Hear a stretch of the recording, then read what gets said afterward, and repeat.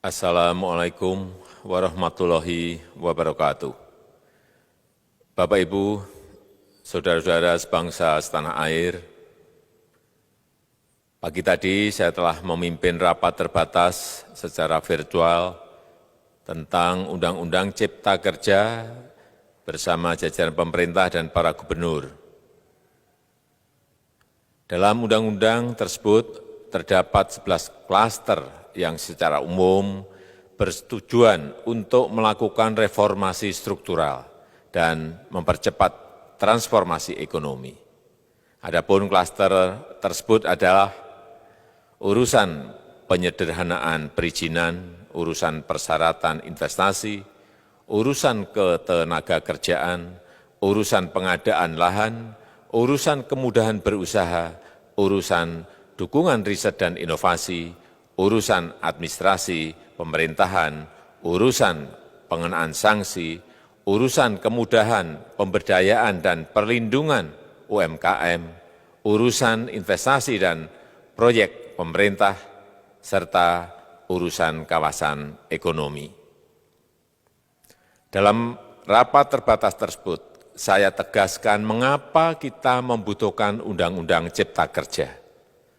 Pertama, setiap tahun ada sekitar 2,9 juta penduduk usia kerja baru, anak muda yang masuk ke pasar kerja, sehingga kebutuhan atas lapangan kerja baru sangat-sangat mendesak.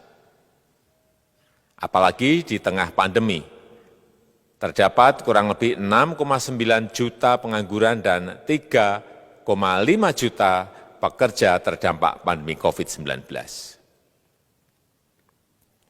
Dan sebanyak 87% dari total penduduk bekerja memiliki tingkat pendidikan setingkat SMA ke bawah, di mana 39% berpendidikan sekolah dasar.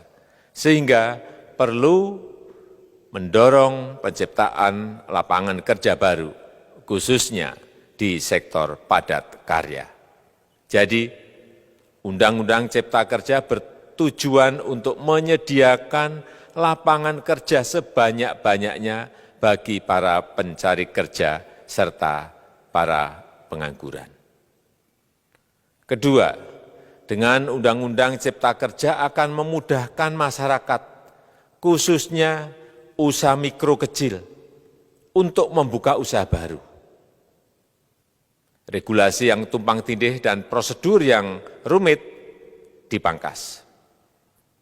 Perizinan usaha untuk usaha mikro kecil, UMK, tidak diperlukan lagi.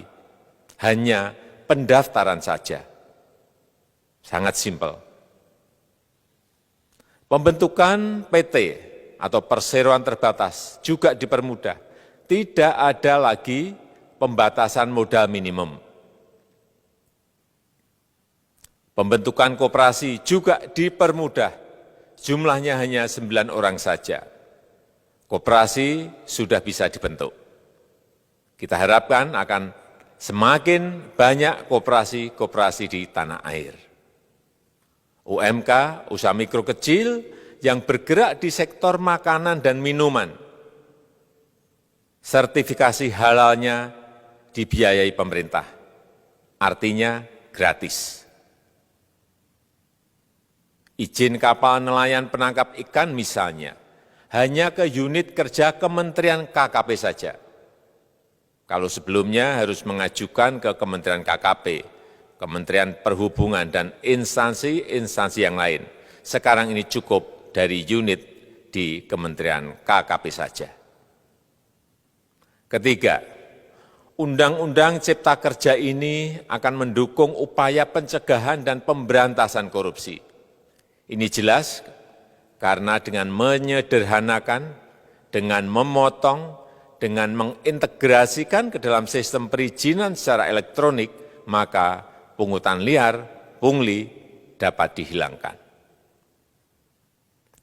Namun, saya melihat adanya unjuk rasa penolakan Undang-Undang Cipta Kerja yang pada dasarnya dilatar belakangi oleh disinformasi mengenai substansi dari undang-undang ini dan hoax di media sosial.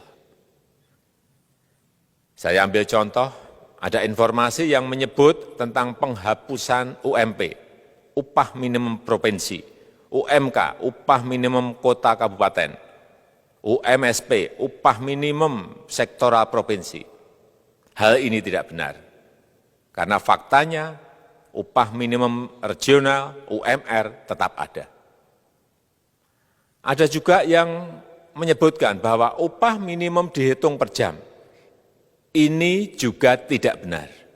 Tidak ada perubahan dengan sistem yang sekarang. Upah bisa dihitung berdasarkan waktu dan berdasarkan hasil. Kemudian adanya kabar yang menyebutkan bahwa semua cuti sakit, cuti kawinan, cuti khitanan, cuti baptis, cuti kematian, cuti melahirkan, dihapuskan.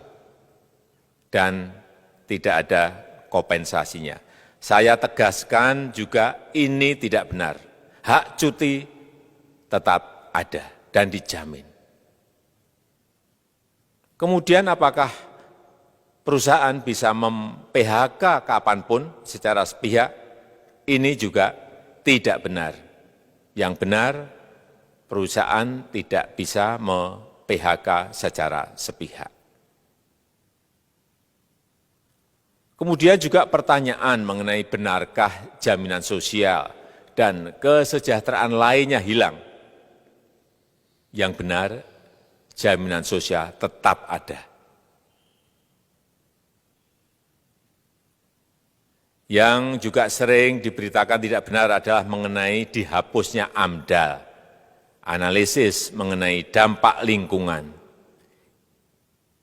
Itu juga tidak benar. AMDAL tetap ada.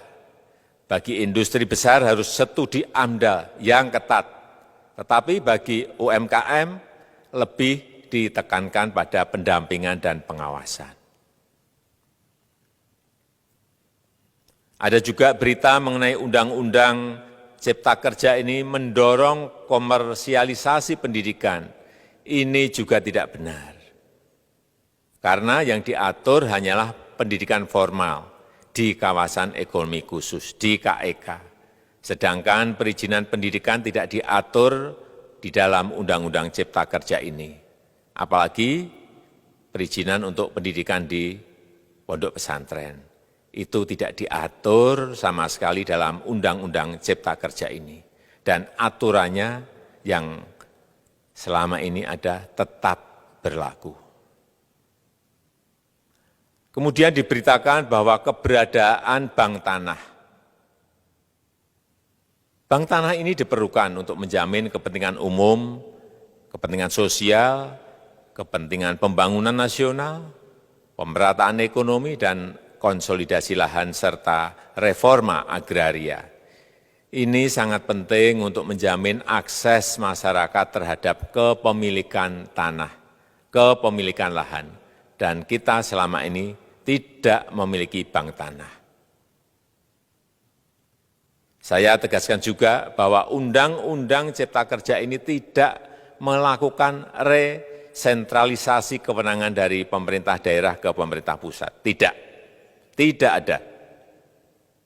Perizinan berusaha dan pengawasannya tetap dilakukan oleh pemerintah daerah sesuai dengan NSPK, norma, standar, prosedur, dan kriteria yang ditetapkan pemerintah pusat. Ini agar dapat tercipta standar pelayanan yang baik di seluruh daerah. Dan penetapan NSPK ini dapat nanti akan diatur di dalam PP atau peraturan pemerintah. Selain itu, kewenangan perizinan untuk non-perizinan berusaha tetap ada di Pemda, sehingga tidak ada perubahan. Bahkan kita melakukan penyederhanaan, melakukan standarisasi jenis dan prosedur berusaha di daerah. Dan perizinan berusaha di daerah diberikan batas waktu. Ini yang penting di sini. Jadi ada service level of agreement. Permohonan perizinan dianggap disetujui bila batas waktu telah terlewati. Saya perlu tegaskan pula bahwa Undang-Undang Cipta Kerja ini memerlukan banyak sekali peraturan pemerintah atau PP dan peraturan presiden atau Perpres. Jadi setelah ini akan muncul PP dan Perpres yang akan kita selesaikan paling lambat 3 bulan setelah diundangkan. Kita pemerintah membuka dan mengundang masukan-masukan dari masyarakat dan masih terbuka usulan-usulan dan masukan dari daerah-daerah. Pemerintah berkeyakinan melalui Undang-Undang Cipta Kerja ini jutaan pekerja dapat memperbaiki kehidupannya dan juga penghidupan bagi keluarga mereka. Dan kalau masih ada, jika masih ada ketidakpuasan terhadap Undang-Undang Cipta Kerja ini, silahkan mengajukan uji materi atau judicial review melalui MK, Mahkamah Konstitusi. Sistem ketatanegaraan kita memang mengatakan seperti itu. Jadi, kalau masih ada yang tidak puas dan menolak, silahkan diajukan uji materi ke MK.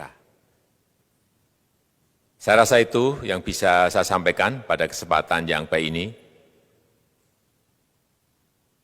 Terima kasih. Wassalamualaikum warahmatullahi wabarakatuh.